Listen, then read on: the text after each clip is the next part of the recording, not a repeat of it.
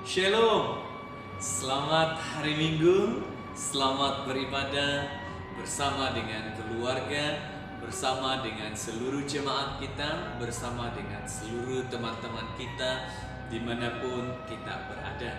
Kita bersyukur pagi hari ini kita punya kesempatan untuk merenungkan kebenaran firman Tuhan di dalam kehidupan kita. Nah, firman Tuhan yang akan kita pelajari bersama pada pagi hari ini terdapat di dalam Efesus 4 ayat yang ke-13. Sebelum itu, mari kita berdoa.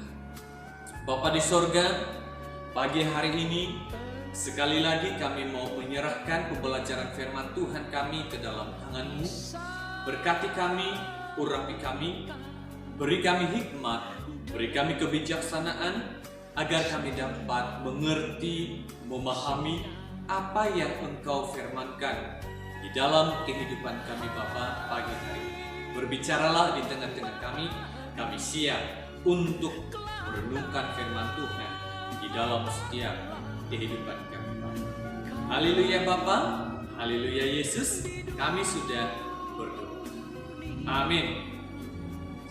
Saudaraku yang dikasihi Tuhan, di dalam Efesus 4 ayat yang ke-13 berbicara kepada kita, sampai kita semua telah mencapai kesatuan iman dan pengetahuan yang benar tentang anak Allah, kedewasaan penuh dan tingkat pertumbuhan yang sesuai dengan kepenuhan Kristus. Di dalam kehidupan kita, menjadi Kristen yang dewasa, di mana kita adalah gereja Tuhan yang dewasa. Kitab Wahyu menyatakan Kristus sebagai mempelai laki-laki akan menikah dengan gereja yang dewasa. Untuk menjadi dewasa ada prosesnya. Lamanya menjadi orang percaya tidak menjadi ukuran kedewasaan gereja. Prosesnya ini tidaklah begitu mudah, ya. Amsal 27 ayat yang ke-17, di mana besi menajamkan besi, orang menajamkan sesamanya. Proses awalnya adalah kita memiliki perjumpaan pribadi dengan Allah di dalam kehidupan kita, sehingga kita akan diubah dan diubah. Dalam 2 Korintus 5 ayat yang ke-17, jadi siapa yang ada di dalam Kristus, ia adalah ciptaan yang baru. Yang lama sudah berlalu, sesungguhnya yang baru sudah datang. Melalui proses akan terlihat mana yang bertahan dan hidup menjadi gereja yang aktif dan setia melayani Tuhan. Wahyu 3 ayat yang pertama, dan tuliskanlah kepada malaikat jemaat di Sardis, inilah firman Tuhan yang memiliki ketujuh roh Allah dan ketujuh bintang itu. Aku tahu segala pekerjaanmu, engkau dikatakan hidup padahal engkau mati. Nah, di dalam ayat firman Tuhan ini sekali lagi kita mengalami proses pembentukan yang begitu hebat di dalam setiap kehidupan kita. Yang pertama kita dapat memperhatikan gereja yang dewasa itu di mana hidup dalam persatuan dengan Kristus, ya. Di dalam Ibrani 13 ayat yang pertama, peliharalah kasih persaudaraan, ya, di mana kita saling mengasihi, saling membantu, saling memperlengkapi di dalam kehidupan kita orang-orang percaya. Di dalam Mazmur 133 ayat yang pertama sampai kepada ayat yang kelima, kita dapat melihat firman Tuhan di sana, di mana seperti embun Gunung Hermon yang turun di atas gunung-gunung Sion, sebab kesanalah Tuhan memerintahkan berkat kehidupan untuk selama-lamanya. Jadi kita harus memegang ya persekutuan kita dengan Tuhan, menjadi gereja yang dewasa. Kita harus memelihara kasih persaudaraan di dalam jemaat kita, di dalam keluarga kita. Gereja yang dewasa yang kedua, yaitu kita harus berakar di dalam Kristus, ya, di dalam kehidupan kita. Bagaimana kita bertumbuh, berbuah kalau kita tidak berakar di dalam Kristus? Kolose 2 ayat yang ke-6 sampai kepada ayat yang ke-7 berbicara kepada kita, di mana kita telah menerima Kristus Yesus Tuhan kita, juru selamat kita.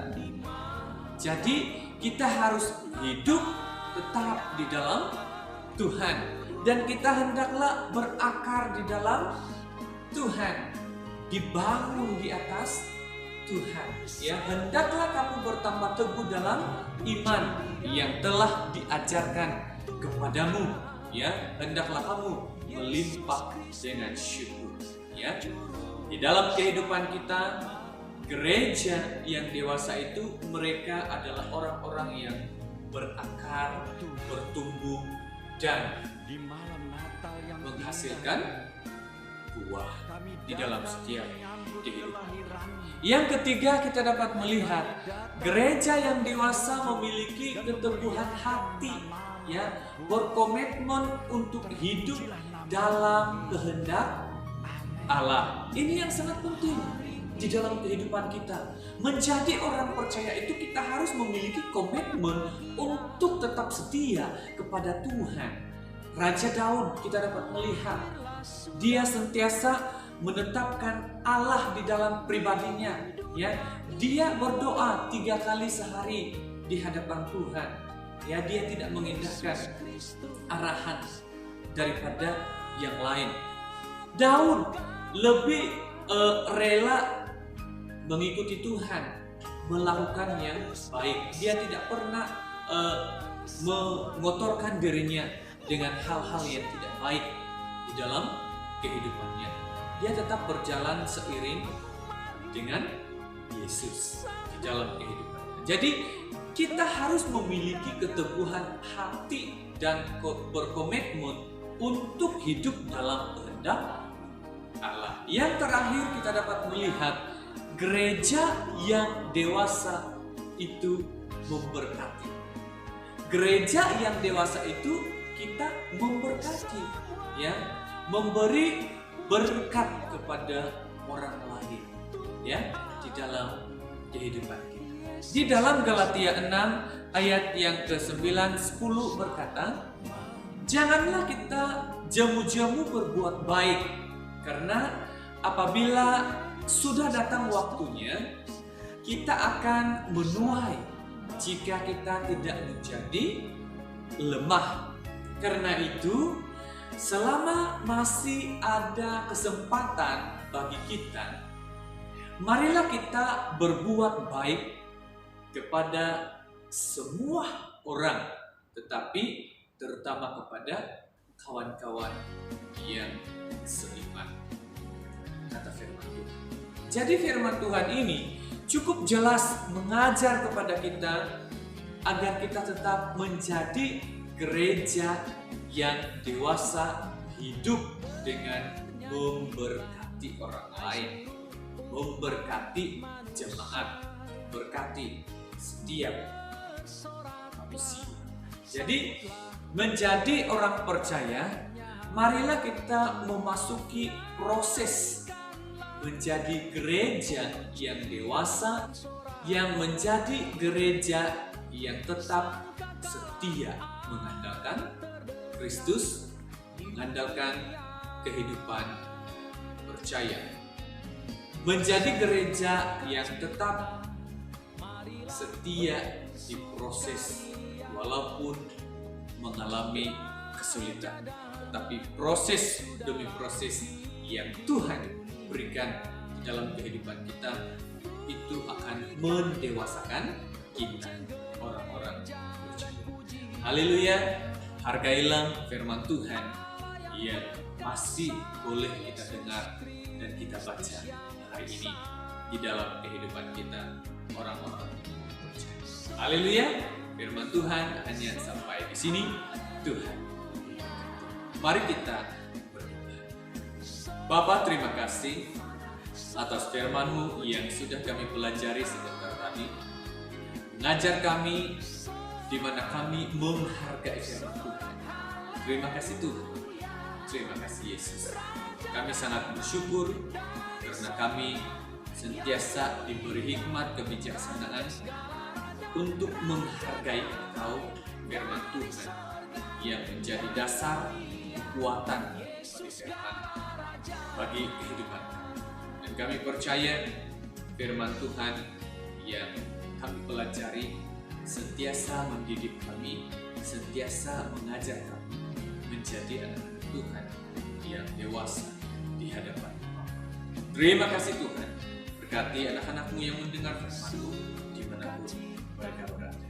Haleluya Bapa, haleluya Yesus, kami sudah berdoa. Amin.